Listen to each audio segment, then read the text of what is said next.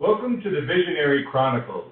Today, we're going to take another chapter in the book, The Visionary Brand, the Success Formula Behind the World's Most Visionary Brands.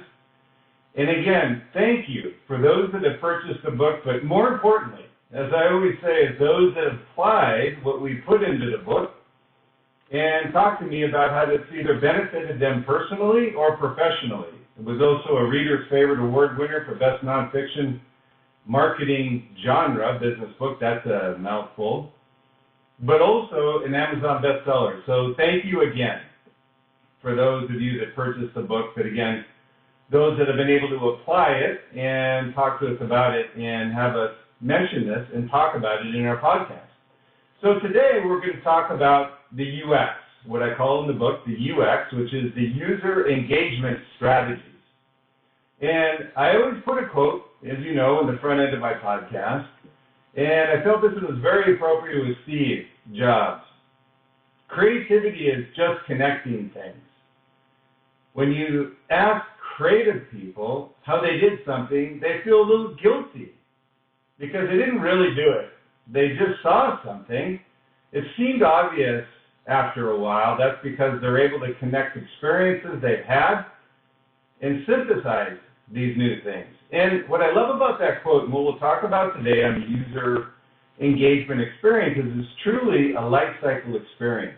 You're providing a need and value to your customer and really providing something beyond what I call product. You know, there's too many brands, and we deal with this with Liquid Mind, the brands that I've been with personally, global iconic brands.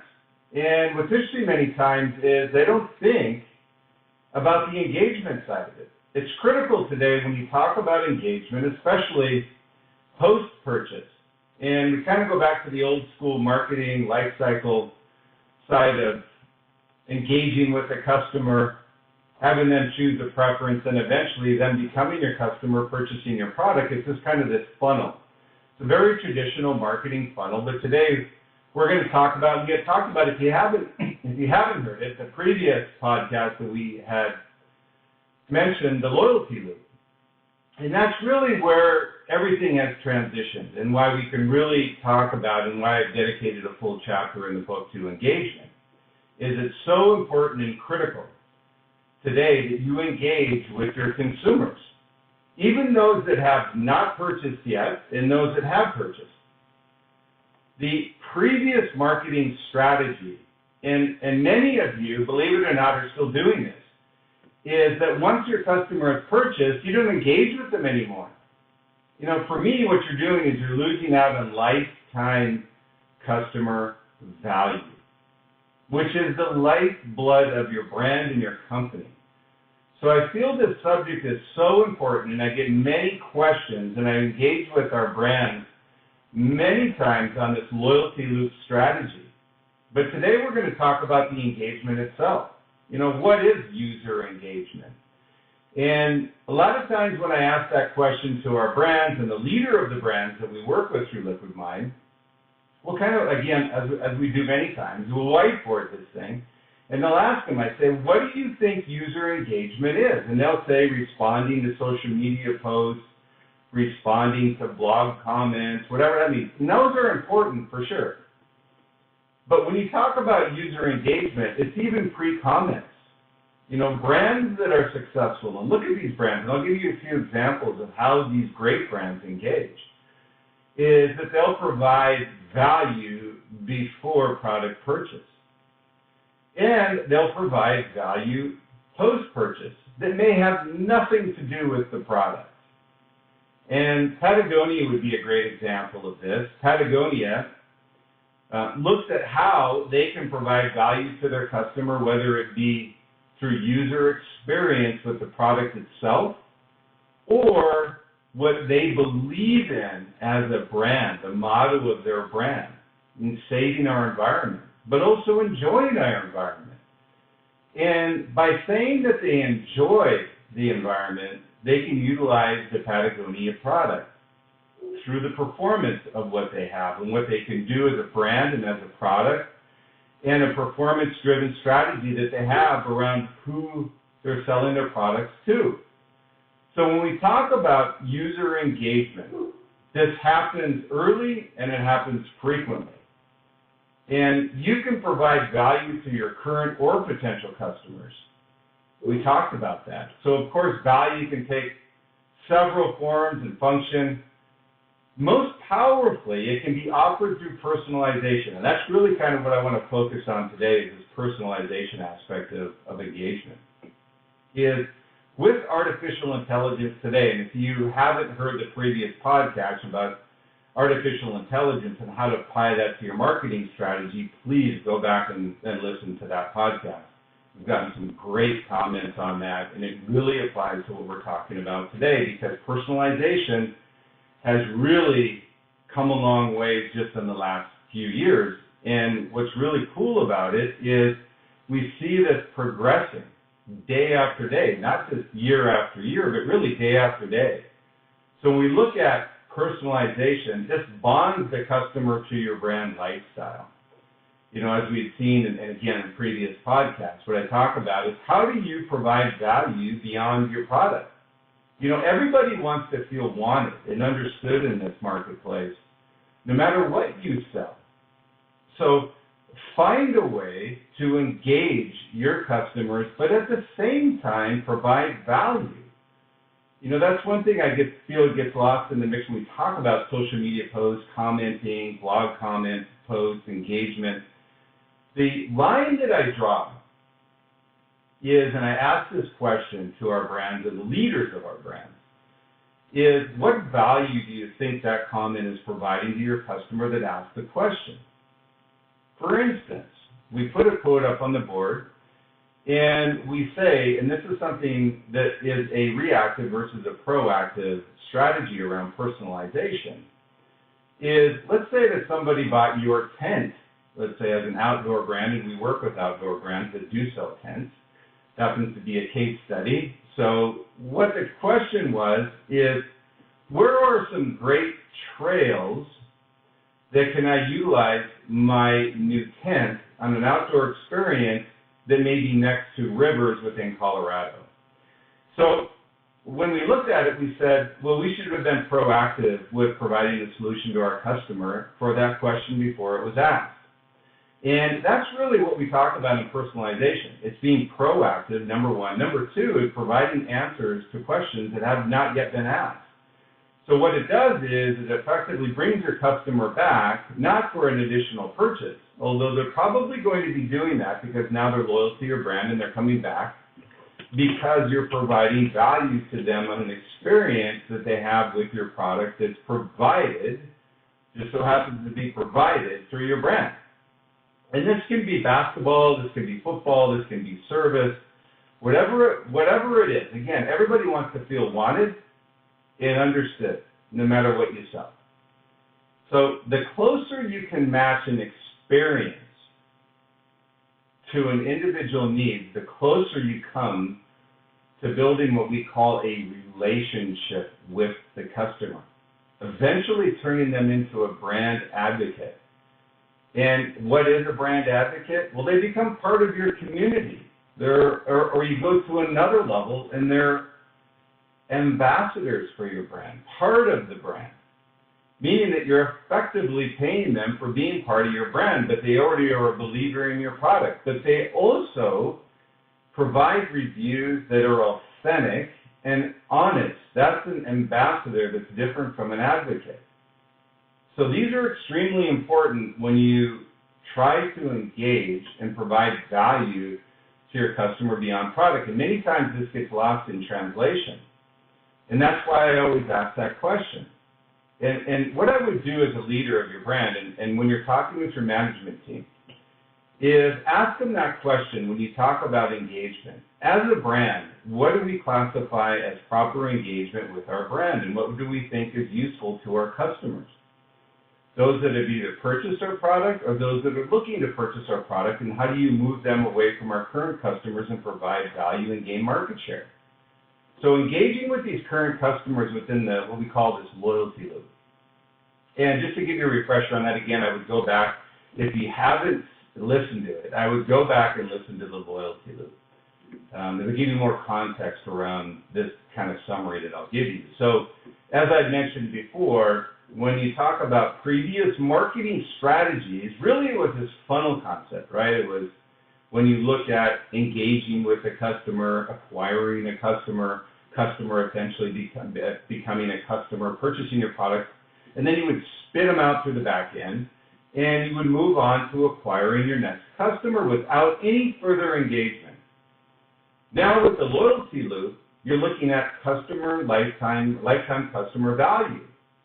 How do you build revenue in a relationship with a customer through a relationship? And that's really what the loyalty loop is all about. You snap them up when they come out of the bottom of that funnel after purchasing, and then you really start engaging with them again. And that's really important because, again, I'll go back to, everyone wants to feel wanted and understood no matter what you sell. So loyalty loop is extremely critical to your brand's lifeblood. And nobody wants to lose customers, but I can guarantee you that if you don't have this strategy in place of engagement and proper loyalty loop strategy, you're going to lose customers, and it's going to become infinitely difficult for you to grow revenue as a result. So engaging with current customers within the loyalty loop and securing new customers is kind of what we call this really delicate balance for brands. Visionary brands, and that's what we talk about in the book, and the ones that I've been with, the ones that I've studied, the ones that I've put in the book and the case studies that are in there, use a clearly defined what we call UX, user engagement, an engagement strategy to balance value with acquisition effectively. Don't always be asking. Be giving. Give, ask. Give, ask. Provide value before asking.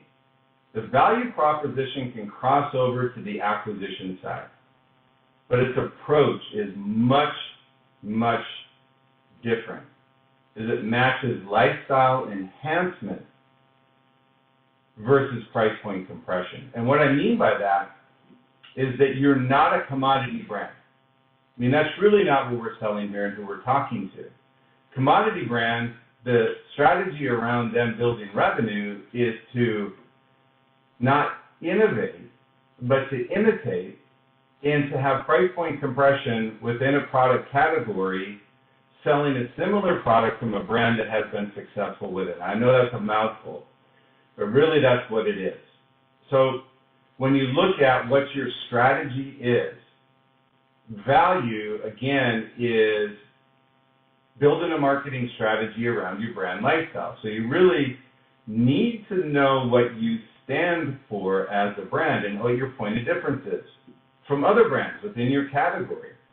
And it's okay to look at other brands, whether they're in your category or whether they're not in your category. It could be somebody in service, but if they've got a great user engagement strategy and they know how to provide value before acquisition, and you look at their customer attrition rates, I can tell you and almost guarantee you again that they are maintaining customer base and they're enhancing customer lifetime value as a result. So once a customer has joined the brand community, let's just say the community, and that's important to make that distinction, because when they become a purchaser of your product, you want them to be part of your brand community, provide value to them. They adapt to the brand's product life cycles and choose either early adopter or late adopter product acquisition timing. And what you want, the ideal scenario, and this is a risky one for many brands, and Apple's been able to pull it off, is that you want the customers on the front end of that early adopter stage. So there is no price point compression. But you want to be able to have previous generations go on the backside for late adopters, so they can embrace your brand through its entire life cycle value. And you don't have price point compression, and as a result, your margins stay intact. So once your brand, which your customer, again, has joined your brand community, they'll adapt to that product life cycle. Again, I go back to asking the question, you don't need an iPhone 15. It's that they want an iPhone 15 because of how Apple has marketed the product and the value of that product to your customer. So a brand's ability to know where their customers are on the adoption curve will tip that marketing investment scale relative to messaging, personalization, social engagement, in addition to lifetime customer value will grow as a result.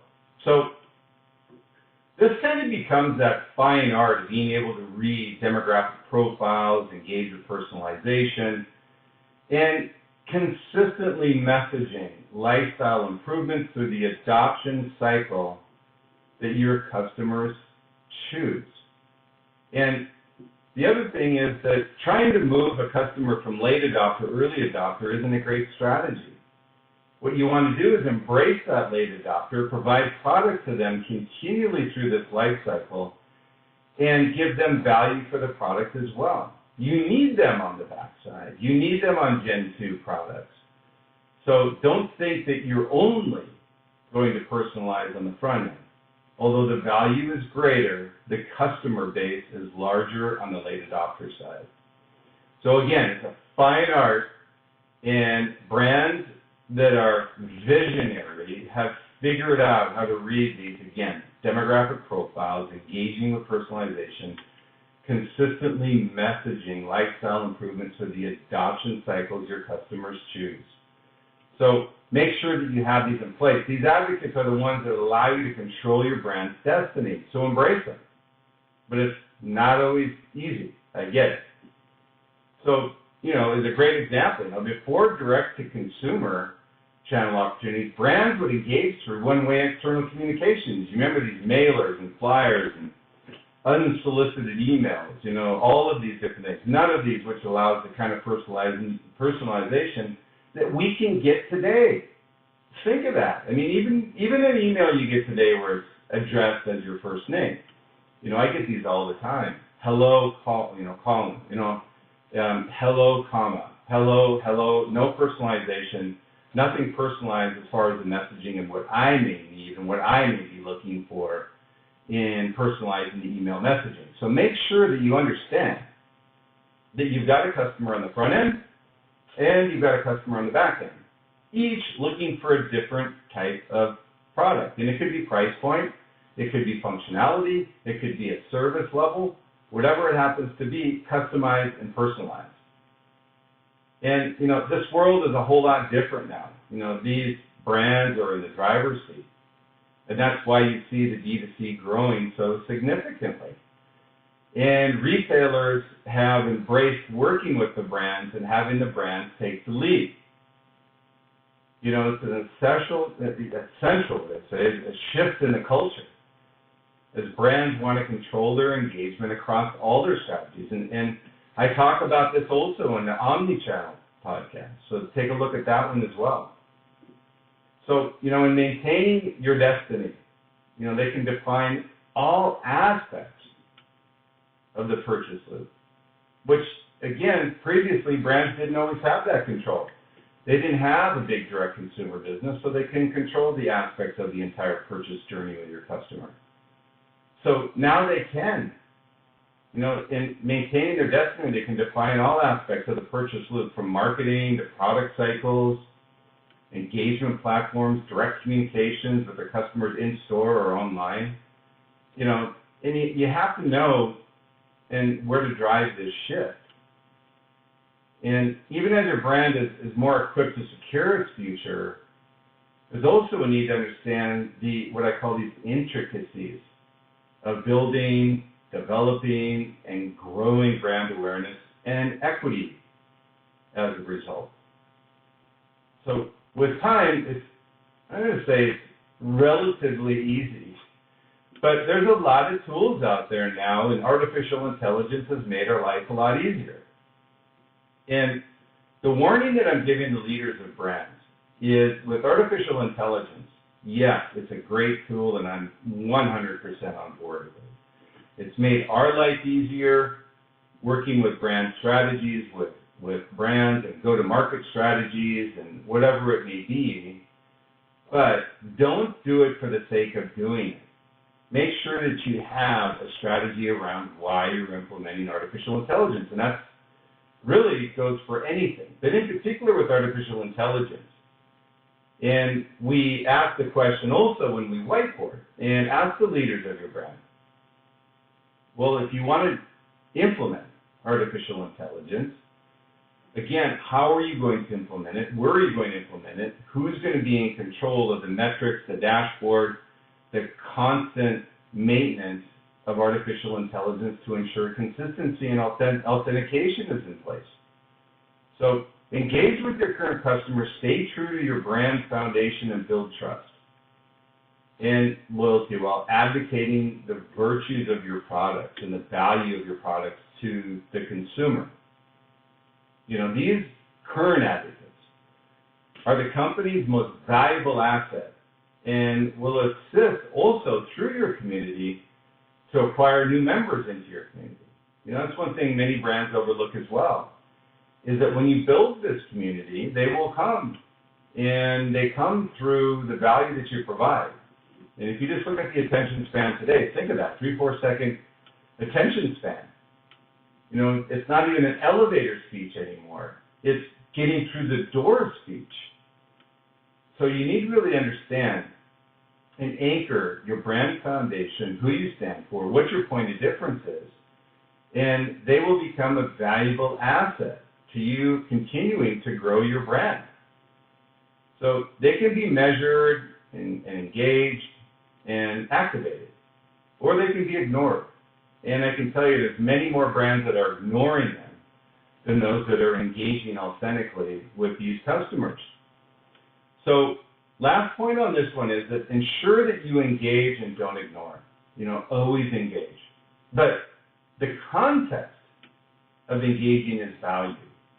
Again, I'll go back to the example of asking the question, do you feel a social media post where you respond to a comment provided value or did not provide value, within the context of what the principles are of foundational personalization of your brand to your customers? You know, so again, ensure you don't ignore, always engage, always provide value beyond your product, and you'll be rewarded with a mutually beneficial relationship, which is always great, and why commodity brands always struggle. If your only competitive advantage is price point, and your only competitive advantage is to imitate and not innovate, you don't have any competitive advantages. It's just a matter of the next door that you go down with a similar product and a lower price point, and you finding a way to move your price point even lower, and you get price point compression and margin compression. You don't want that. And those aren't the ones I'm talking to, and these aren't the brands that engage with Liquid Mind. So again, make sure that you take care of your customers and they'll take care of you. The second big point when we talk about user engagement is empathize. And what I mean by empathize is understanding and empathizing with your customer brings a personal touch to your creations. You know, empathy is understanding your customer's world, perceptions, values, and providing products or solutions that can enhance their lifestyle, either through products or processes, whatever it happens to be. Again, I'll go through this again, which is not a lot of people think about this empathy side of personalization and customer engagement. It's this understanding of your customer's world, perceptions, and values, and providing products or solutions that enhance their lifestyle, either through better products or processes. Everybody wants to be a better basketball player. Everybody wants to be a better football player. Everybody wants to be a better runner. And these are hobbies I'm talking about, which are outdoor hobbies, obviously, but I'm talking about anything. Through services being more efficient, more effective on your job or on your role. These are all things that are enhancements to your lifestyle through value provided from the brand itself. So the personal touch perspective reflects with simple sophistication, you know, we had discussed earlier.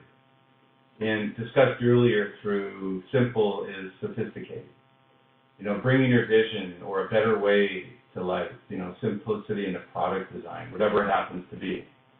The sophistication is how it makes your world better, your customer's world better. Visionary brands find this both challenging and enlightening.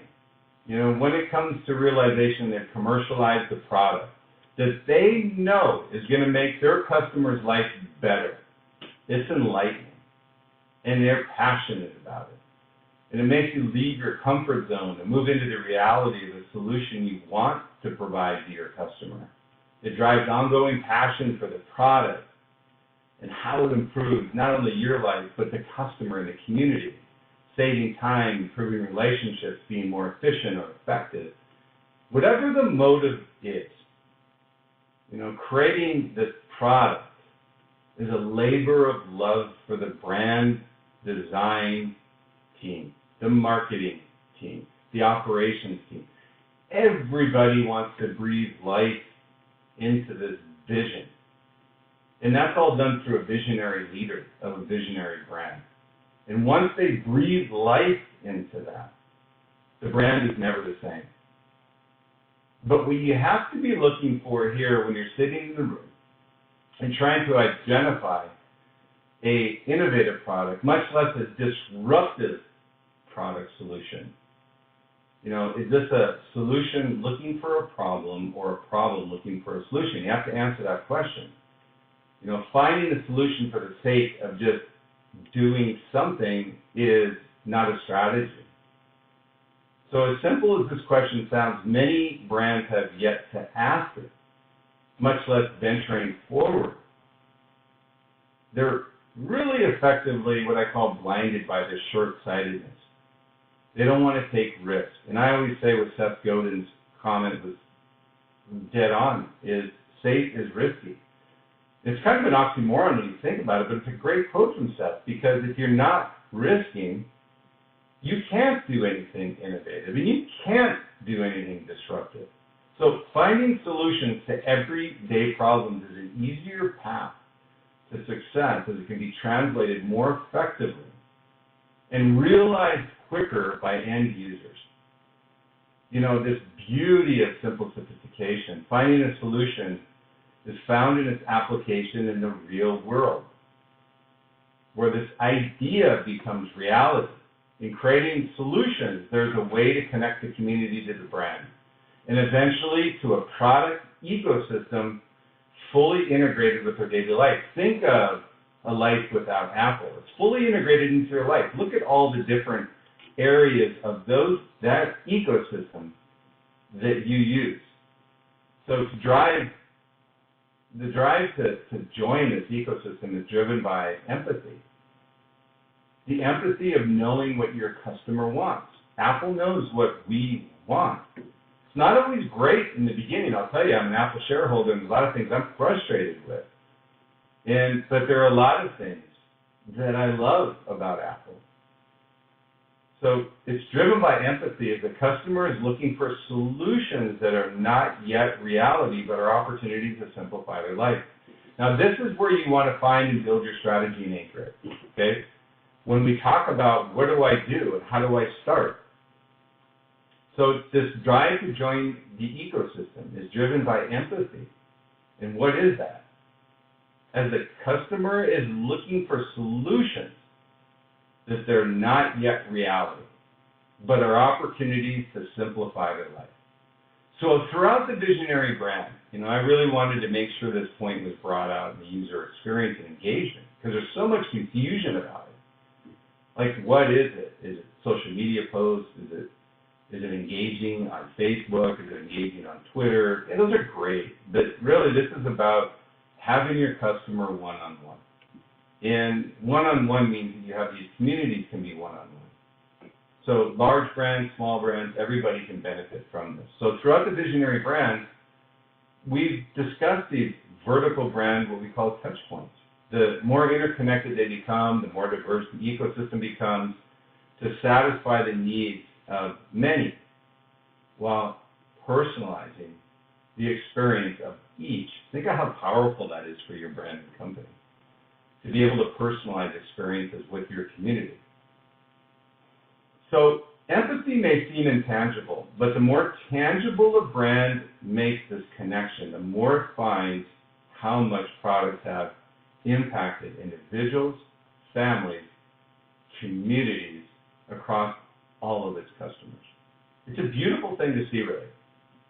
You know, if you stop thinking about the next great product and you think about the products they already have, whether it be competitors' products or your products, how to make it simpler for them, easier to use, making them more effective, more efficient, more powerful, better performance, whatever it happens to be. Empathy is an intuition about when something suits the brand and can genuinely impact a person's life.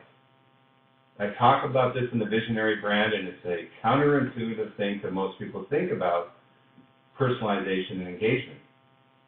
When you give a person the ability to spend more time at home with a family or a loved one, this value becomes tangible.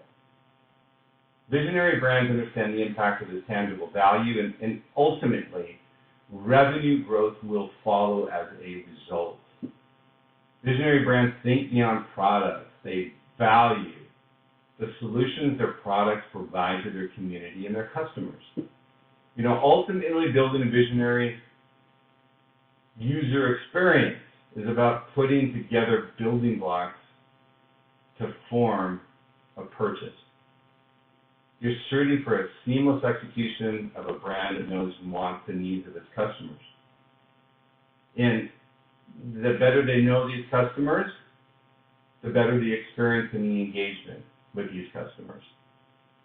In any step along the way, whether it's shipping a product late, not a stock position, all of these are part of the customer journey, not just once, but customer lifetime value. So understand your customers. Empathy for improving their lives will help you find solutions to give them what they currently don't have more of, which is time, family, money, and life. Think of these different things. Every brand can solve these solutions, no matter what it is. Let this empathy fuel your brand interactions and product pipelines. This will make you visionary in your customers' eyes and your brand a valuable part of their everyday lives. So, thank you again for listening to the Visionary Chronicles. As always, I know you're busy. I appreciate your time. I always say, stay true, stay authentic, be different, and be great, and enjoy the journey along the way.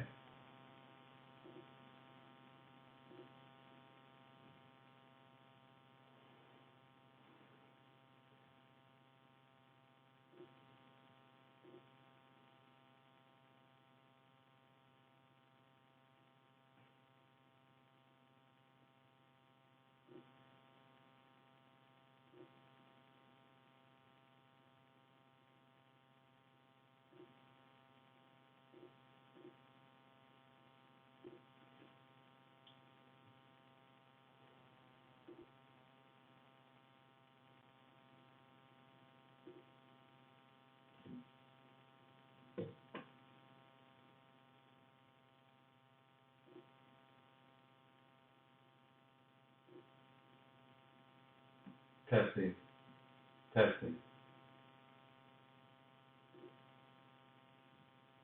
testing, testing, testing.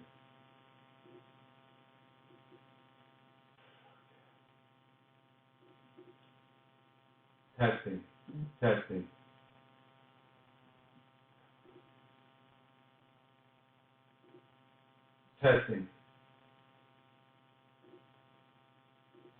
testing, testing. Testing, testing, testing, testing, testing, testing, testing, testing, testing, testing.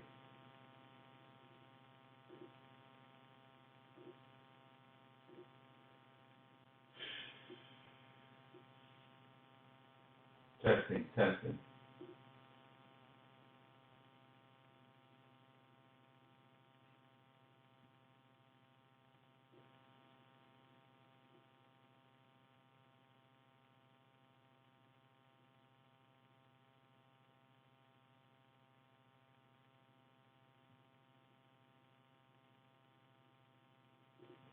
Thanks again for listening to the Visionary Chronicles.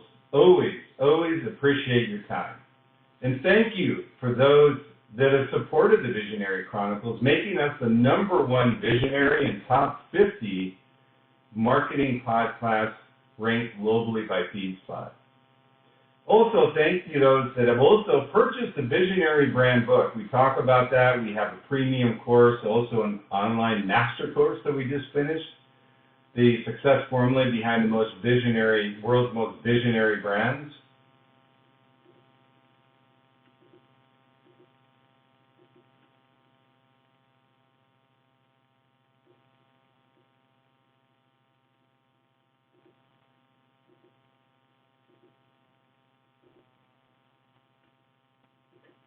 Thank you for listening to the Visionary Chronicles today. Really appreciate your time. Realize that you're extremely busy. And thank you to those also that have made us the #1 visionary and top 50 marketing global podcast as ranked by FeedSpot. Also, thank you to those that have also purchased the Visionary Brand, the success formula behind the world's most visionary brands, making us a Amazon bestseller, as well as winning the Reader's Favorite Award for Best Nonfiction Marketing Genre Book, still available through all distribution channels. And also, if you like what you hear with the Visionary Chronicles podcast, please subscribe or forward this to someone you know that may enjoy what we're talking about with the Visionary Chronicles. And you'll also get a free ebook edition. And it's available through all subscriptions: Apple Podcasts, Spotify, Podbean, iHeart, Google Podcasts, all available for subscription no matter what you listen to. And also, with the release of the Visionary Brand, we're also just finished our master course located at thevisionaryfiles.com. It's 18 video learning courses, almost 2 hours of visionary lessons on what we're talking about with the Visionary Brand today. So if you could pass this along as well, again, it's available at thevisionaryfiles.com. Just finished that this quarter. We have over 2,100 entrepreneurs and brand leaders who have already taken the course. And also, if you have any questions on the podcast, feel free to reach out to me at Liquid Mind, where we have free meetings that we provide. We also partner with startups, mid to large cap consumer brands, empowering these businesses to think differently, be different. We drive a passionate culture and tell them to execute relentlessly. I'm available at liquidmindsite.com. Also, Bryan at liquidmindsite.com, and also Facebook, Instagram, Twitter, or LinkedIn. Feel free to reach out to me. Always love to hear your comments and feedback.